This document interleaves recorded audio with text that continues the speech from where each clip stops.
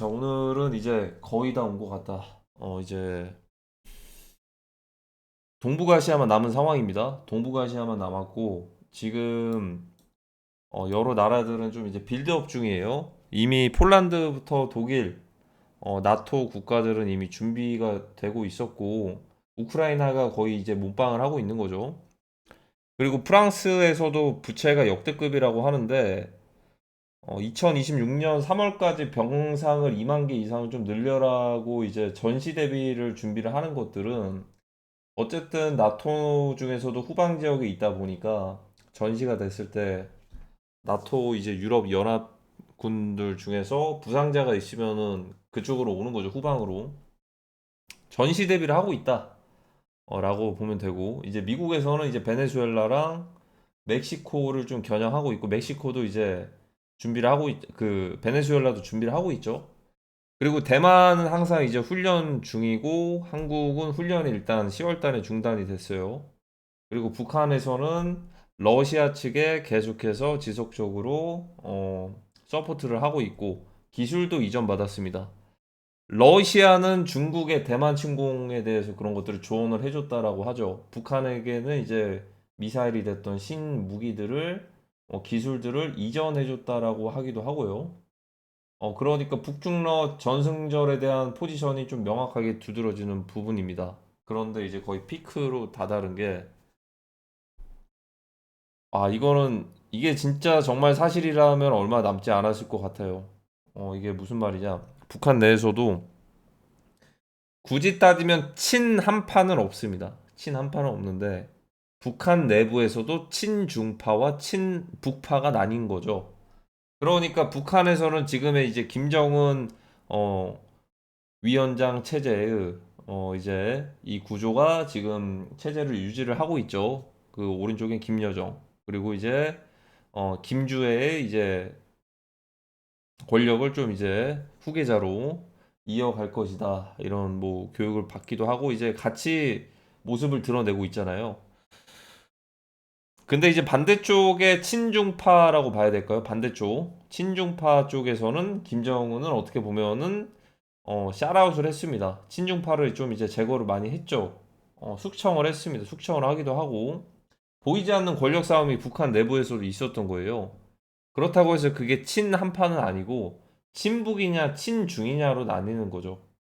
그렇게 해서 이제 이게 체제가 유지되는 와중에 어느 적절한 순간에는 러시아와 북러 조약을 맺기도 합니다. 그러면 북러 조약을 맺었으니까 사실상 이제 러시아가 외치는 어젠다와 북한이 외치는 어젠다도 같다라고 볼 수도 있을 거예요. 어떻게 보면 이제 지금 세력들 간의 싸움에서 신군부 세력 라인에 좀 이제 들어서는 거죠.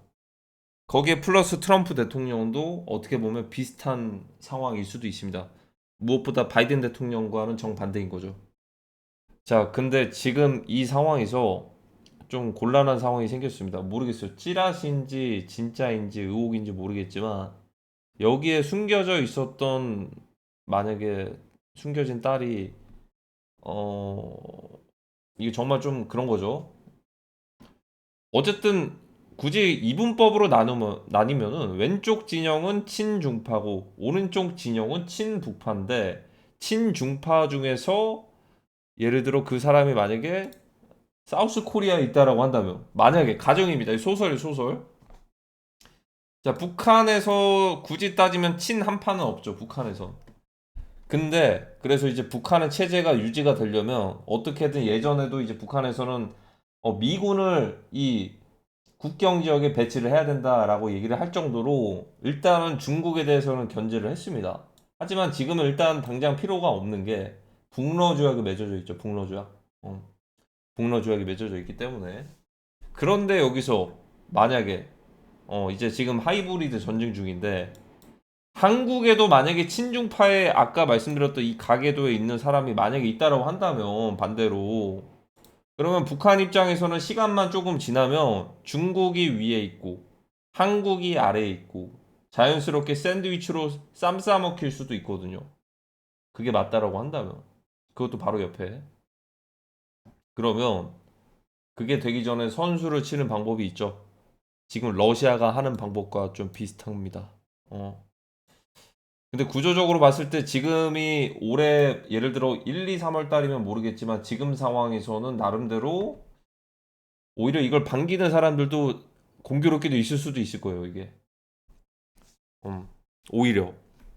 그러니까 지금 구조에서는 사실상 미국에서 먼저 이렇게 어, 뭐 군사 작전을 실행을 하거나 이건 좀 힘들거든요. 근데 이제 지금 결국에는 세력들 간의 싸움에서 구세력과 신세력의 싸움이라고 봐야 될까요?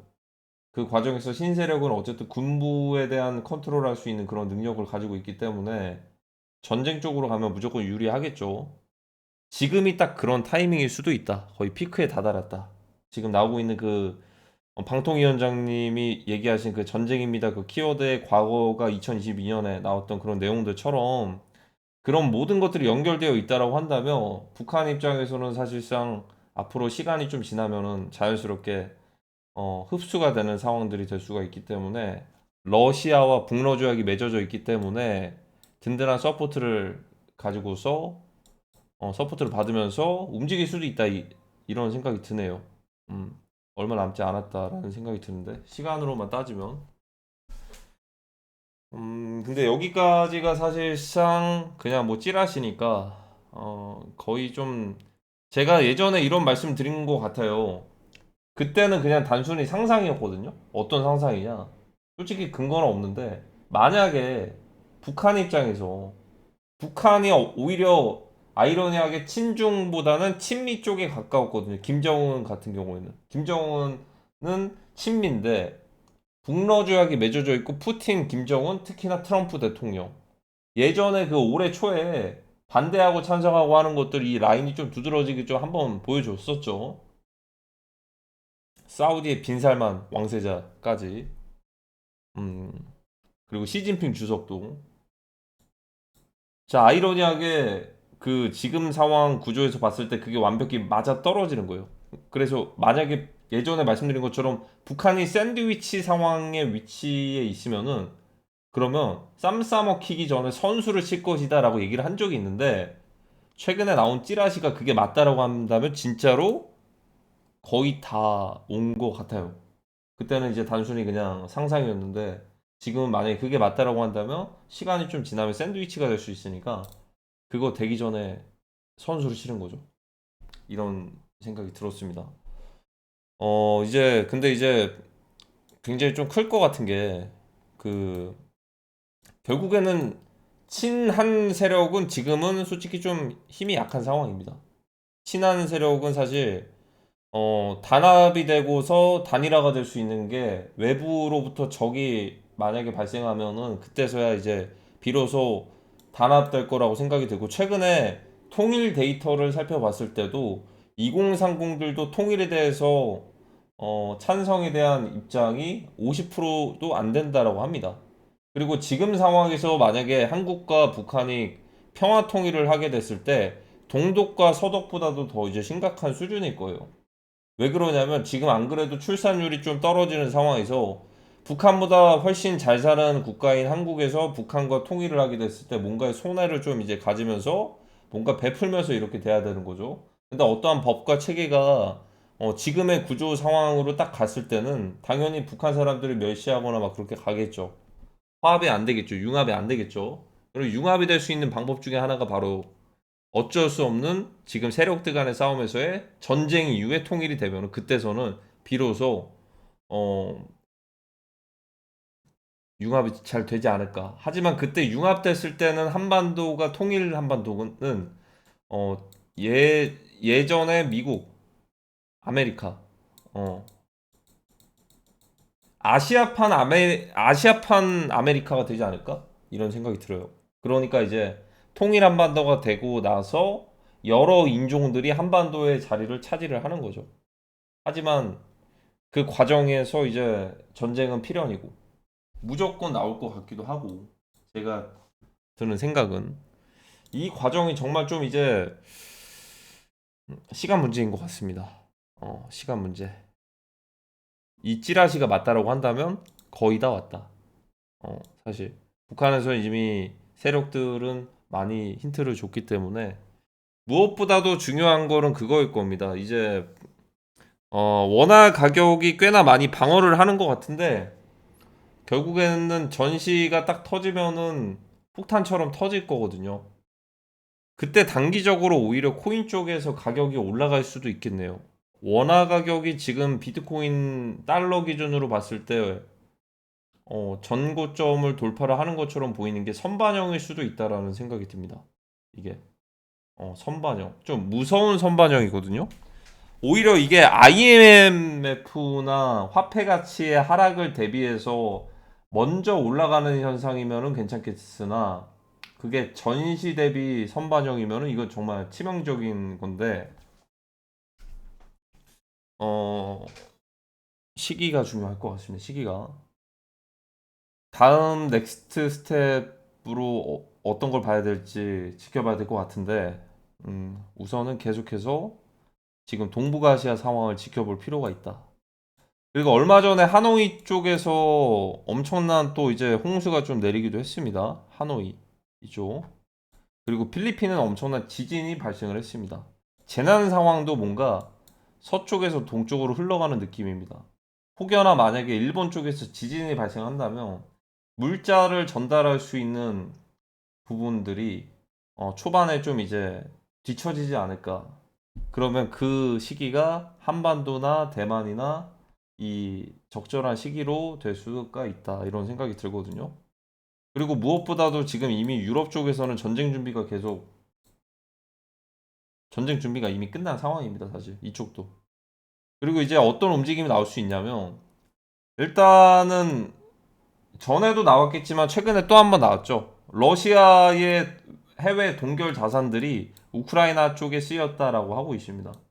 그럼 반대로 이제 러시아 쪽에서도 그렇게 조치를 할 수도 있겠죠. 바이든 대통령 때는 못하겠지만 지금 트럼프 대통령 때는 충분히 할 수가 있을 겁니다. 어, 연합 관계들은 이제 그 힘을 발휘할 때가 된 거죠.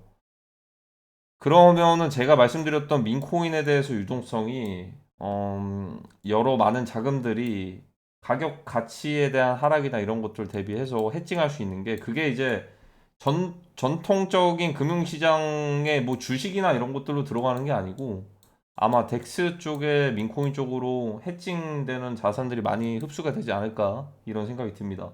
왜냐하면 민코인에서는 특히나 뭐 예를 들어 페페코인이 있으면 그것들 블랙리스트 걸 수가 없거든요.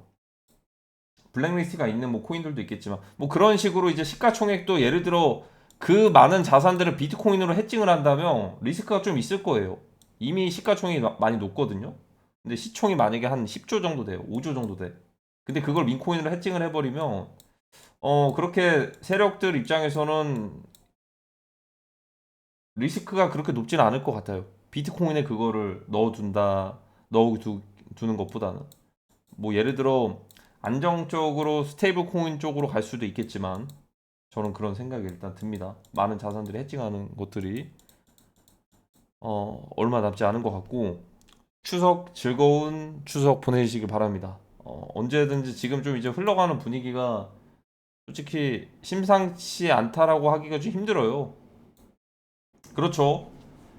올해 1월 달에서 4월 달까지는 진짜 단순히 소설이었는데 지금은 좀 명확하게 그런 개연성이 좀 많이 등장을 하지 않습니까?